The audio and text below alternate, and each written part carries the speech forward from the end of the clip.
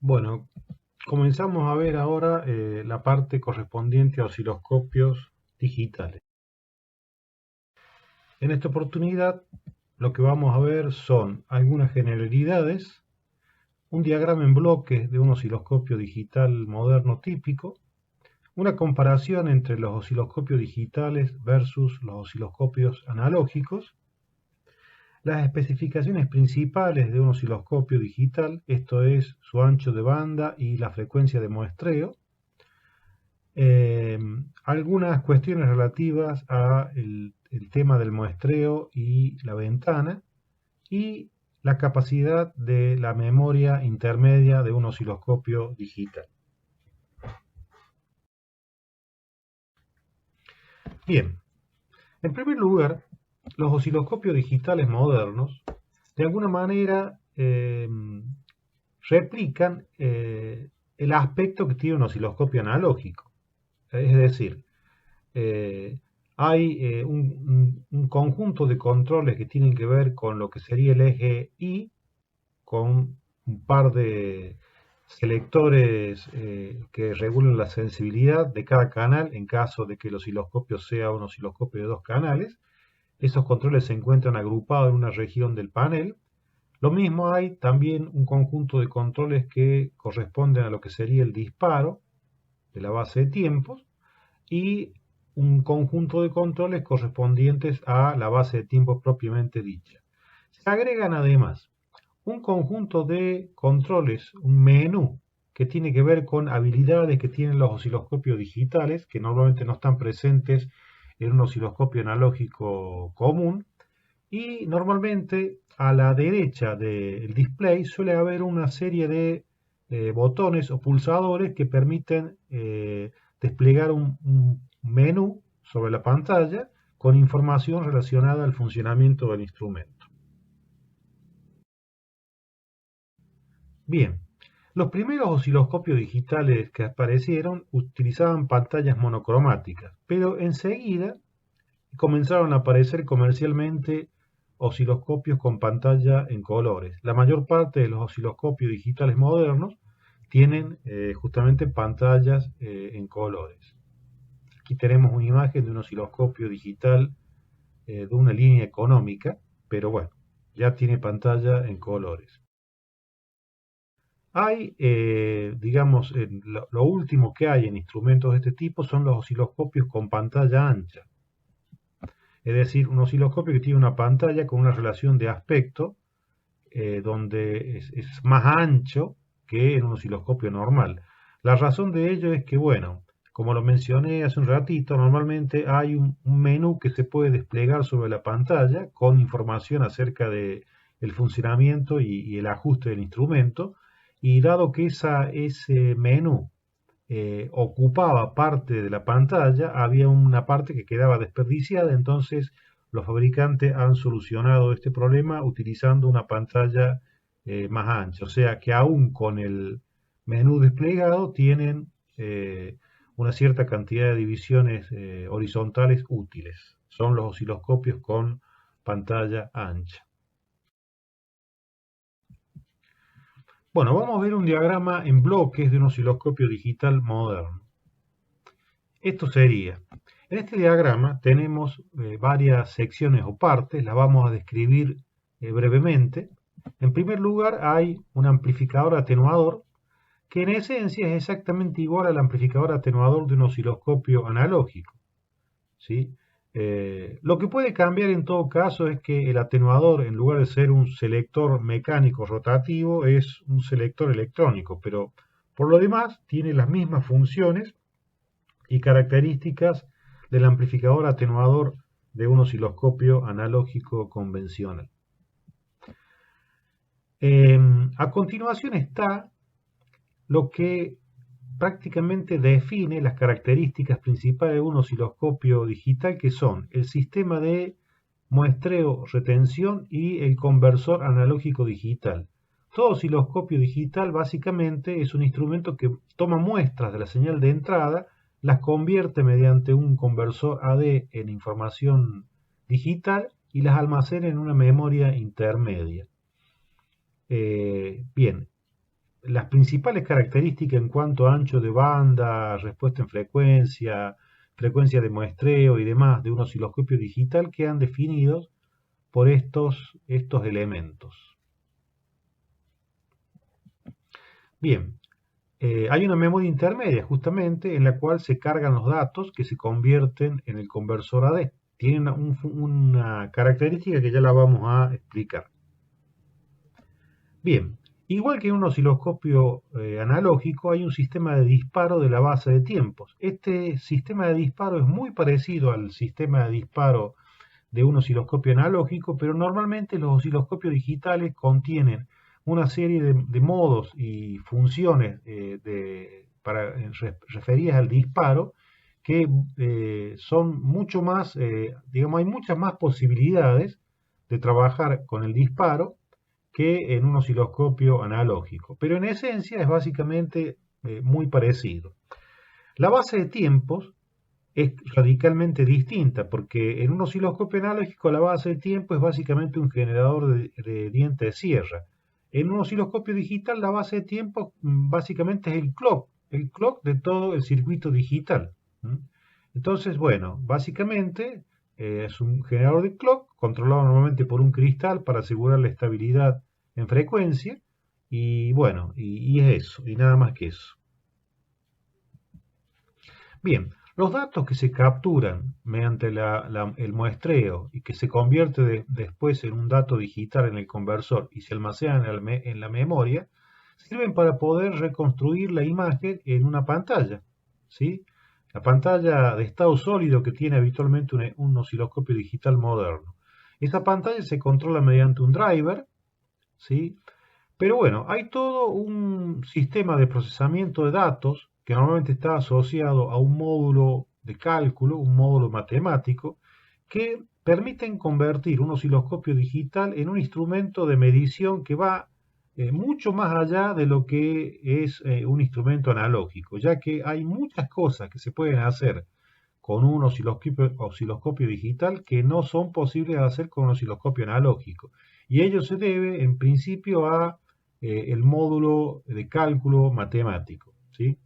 Hay además asociado al driver de pantalla un sistema de memoria de pantalla que está pensado para poder emular de la mejor manera posible el funcionamiento de un osciloscopio analógico, ¿sí? Porque hay algunas características, digamos, un osciloscopio digital tiene muchas características que los osciloscopios analógicos no poseen, pero hay algunas cuestiones que hasta hace un tiempo no podían ser resueltas con un osciloscopio digital de la misma forma que se lo hacía con un osciloscopio analógico. Bueno, esta memoria de pantalla está pensada para que, digamos, para que el instrumento pueda emular de mejor manera posible esas características de los osciloscopios analógicos. Ya vamos a hablar sobre ello. Bueno, vamos a hacer una comparación entre un osciloscopio analógico versus un osciloscopio digital. Bueno, supongamos que tenemos una señal que queremos visualizar. En un osciloscopio analógico, el funcionamiento del osciloscopio básicamente es: se fija un nivel de disparo, el cual ya hemos explicado suficientemente cómo se genera, y a partir de ese nivel de disparo se inicia un barrido, una rampa de barrido que se usa para ejecutar el barrido horizontal en el tubo de rayos catódicos, lo cual da lugar a la presentación de una imagen que yo en algún momento usé una analogía y decía: esto es como una diapositiva. Es, digamos, la rampa de barrido me permite generar en un osciloscopio analógico una imagen que de alguna manera es como si fuera una instantánea, una diapositiva que representa la forma de onda de la señal que queremos visualizar en una imagen estática de algo que en realidad está variando en el tiempo, ¿sí? Eso se genera así en un osciloscopio analógico. Y en un osciloscopio analógico lo que hay es una sucesión de estas diapositivas, una a continuación de la otra, o sea, hay sucesivas rampas de barrido. Bien, en un osciloscopio digital, también a partir de la señal que se quiere visualizar y de un nivel de disparo que se ajusta convenientemente, se habilita lo que se denomina una ventana.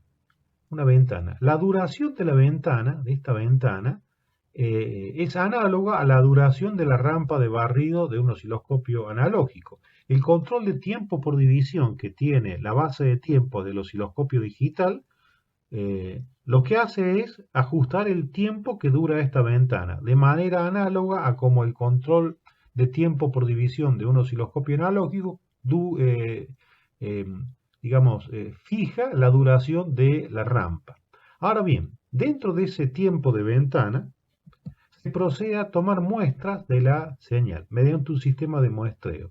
Cada una de estas muestras es digitalizada por el conversor AD, enviada a la memoria intermedia, y bueno, los datos recogidos durante el tiempo que dura esa ventana permiten reconstruir la imagen en el display del instrumento y formar aquella diapositiva de la que hablábamos en los osciloscopios analógicos, ¿sí? Bueno, bien, como un osciloscopio digital es básicamente un instrumento que muestrea la señal a visualizar, entre las especificaciones principales, además del ancho de banda, que es una de las especificaciones, si no la más importante, que tiene cualquier osciloscopio, ya sea analógico como digital, está también, como muy importante, la especificación de la frecuencia o velocidad de muestreo. Normalmente eso está claramente especificado en alguna parte del panel del instrumento. Aquí se puede ver, este instrumento es un instrumento de 2 canales, tiene un ancho de banda de 50 MHz y su velocidad de muestreo es 1 gigasampling por segundo.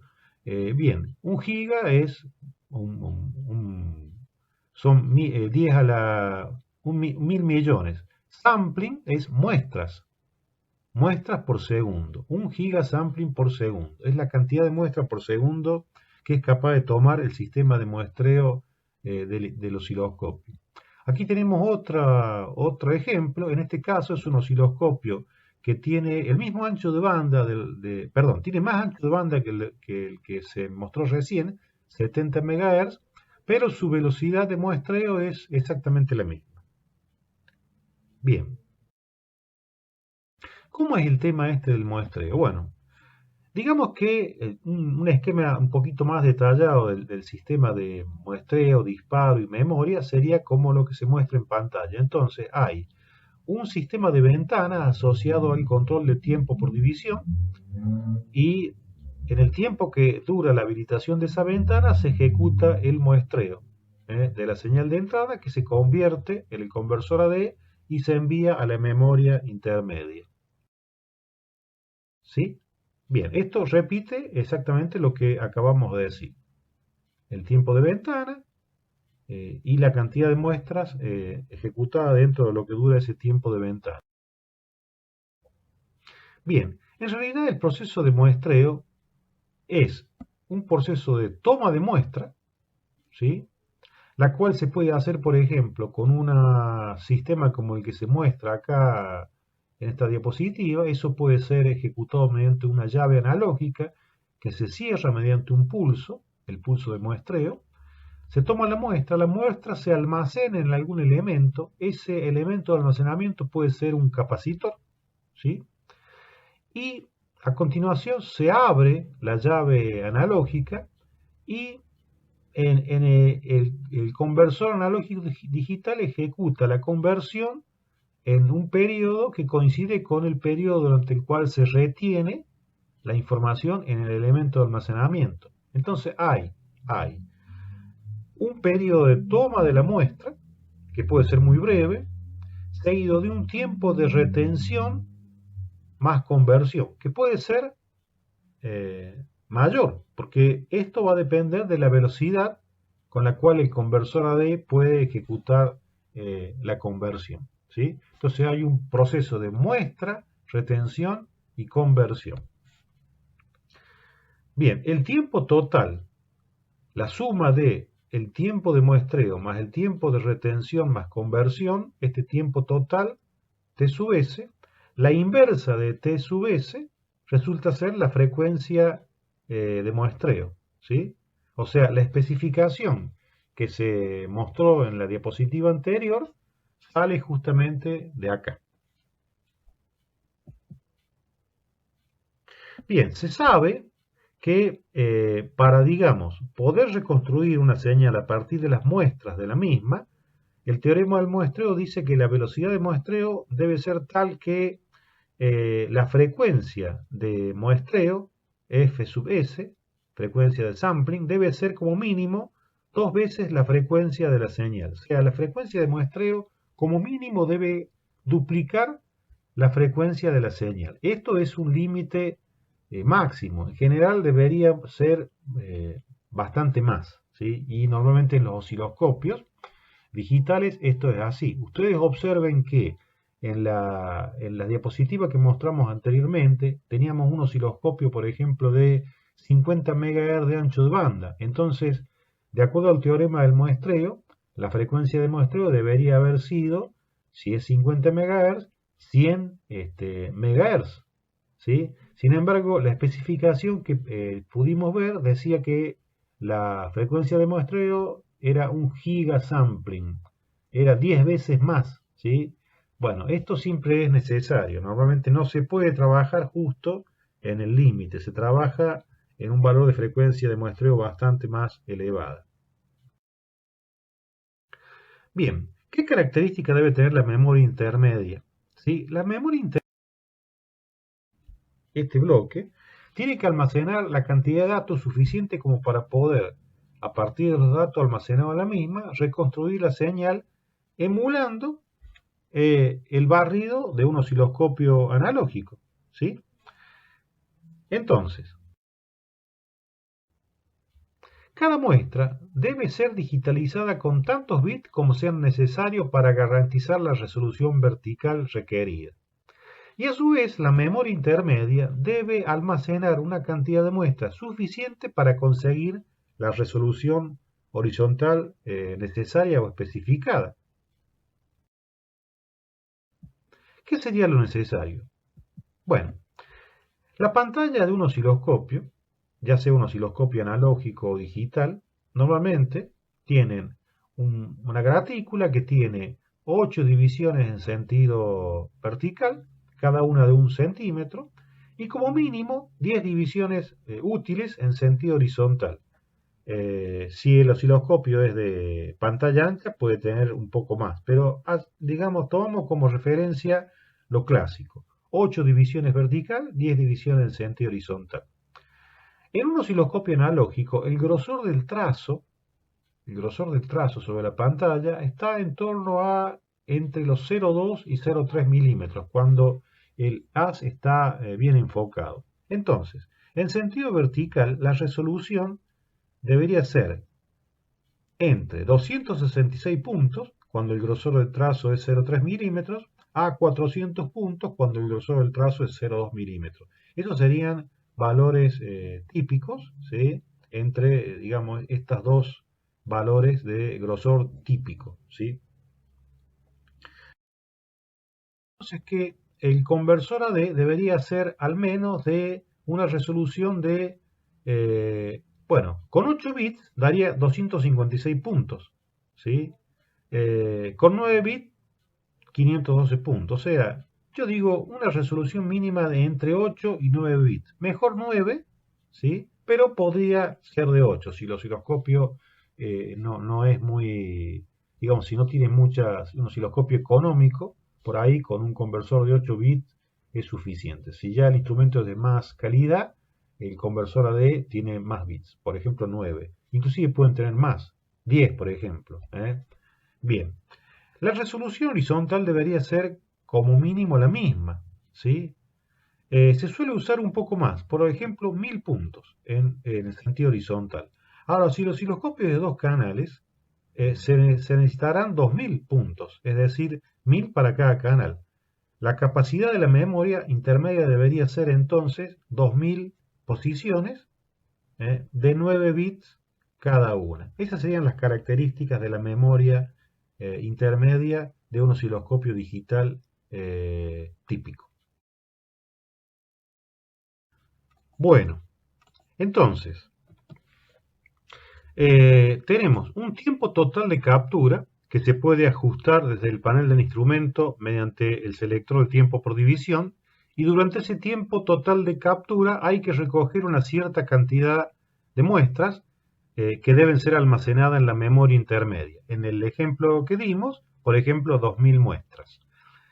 La separación entre muestras en tiempo es la inversa de la frecuencia de muestreo que debe emplearse en cada caso.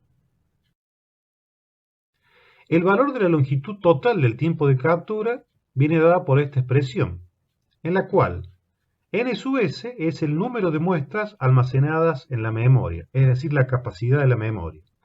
T sub s es el intervalo de tiempo entre las muestras, que es justamente la inversa de la frecuencia de muestreo empleada.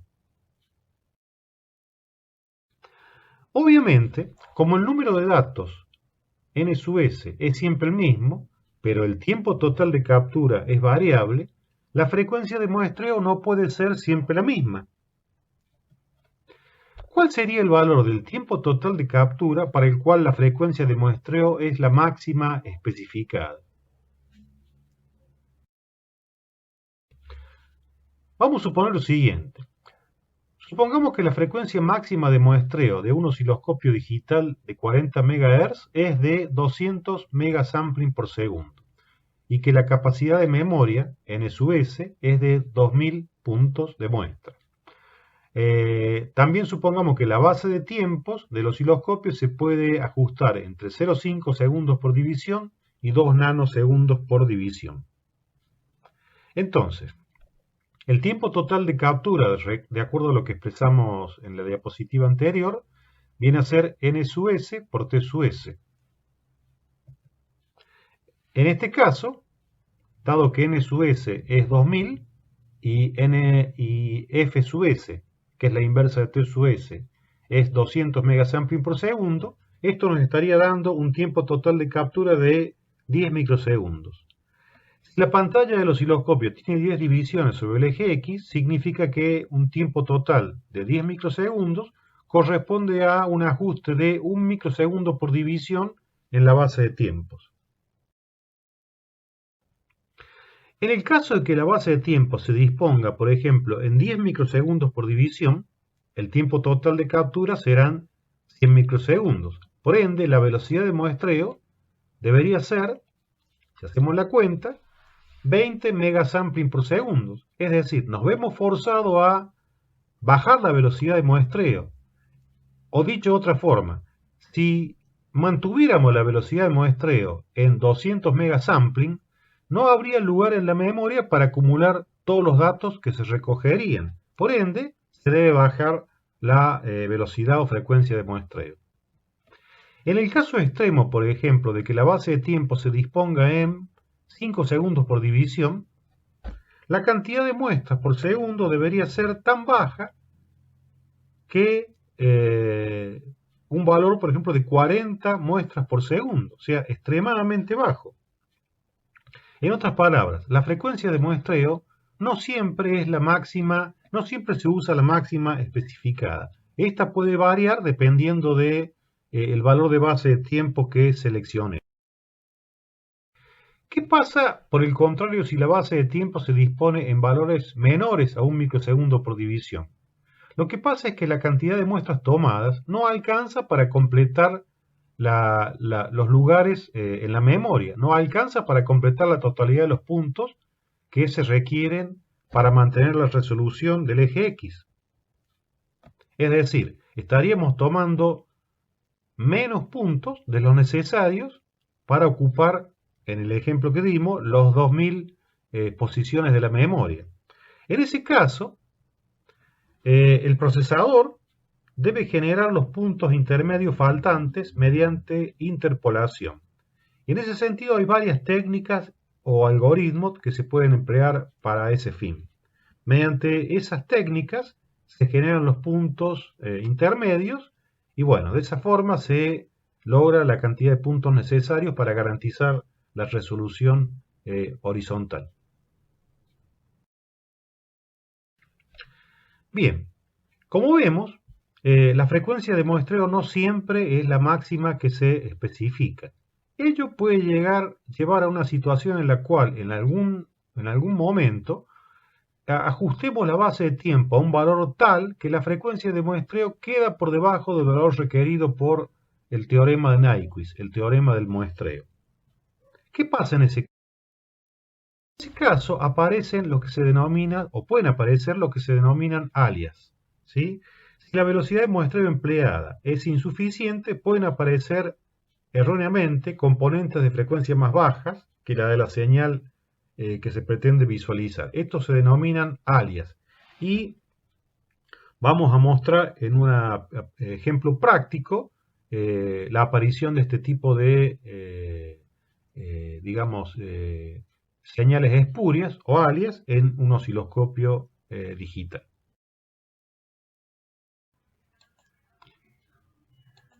Bien, vamos a considerar a continuación el problema de los alias en los osciloscopios digitales. Un oscilograma mostrado por un osciloscopio digital está formado en realidad por una serie de puntos o dots, los cuales se obtienen muestreando la señal de entrada mediante una señal al efecto. Normalmente la resolución en el eje X de un osciloscopio digital está típicamente en torno a los 2000 puntos, o sea, la cantidad de muestras necesarias para formar una imagen son alrededor de 2000. La cantidad de muestras dentro de cada periodo de la señal puede variar.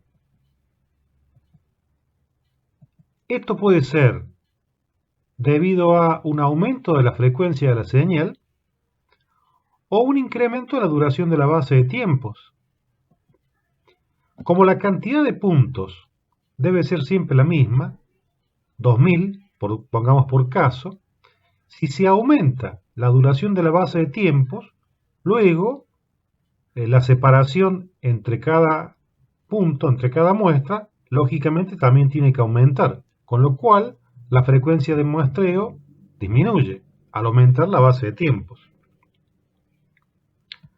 Cualquiera de los dos casos de que se trate, se puede llegar a una situación en la cual no se cumple con la condición necesaria para el teorema del muestreo. Esto es, tener al mínimo dos muestras dentro de cada periodo de la señal considerada.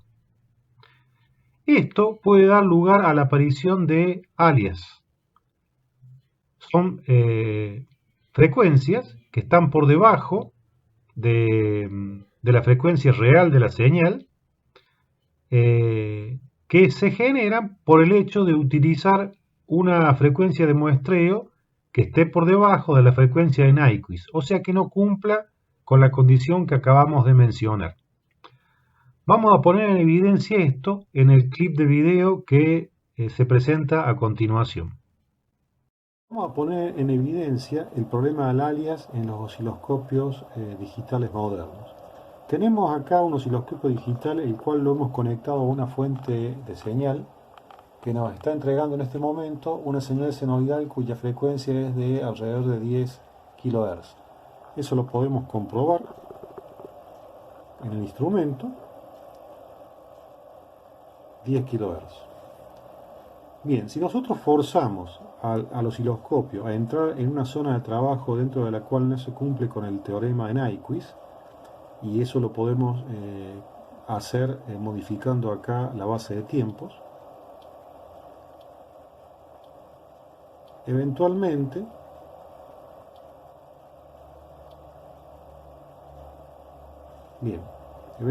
pueden ocurrir cosas como esta. La forma de onda mostrada es senoidal, pero sin embargo su frecuencia no corresponde con la frecuencia real. Esto justamente es un alias. Los osciloscopios digitales modernos tienen recursos para poder afrontar este problema, resolverlo. Algunos son un poco más elaborados que otros.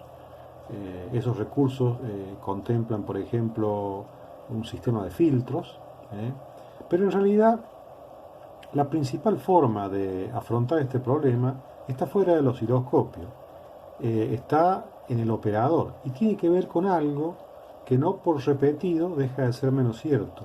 Y es que cuando uno intenta hacer una medición, tiene que tener una idea, aunque sea aproximada, de lo que espera obtener como resultado. Evidentemente, si yo quiero visualizar una forma de onda, la cual presumo que su frecuencia es del orden de los 10 kHz, un oscilograma como este, evidentemente acá hay algo que está mal. Si nosotros llevamos la base de tiempo a un valor adecuado,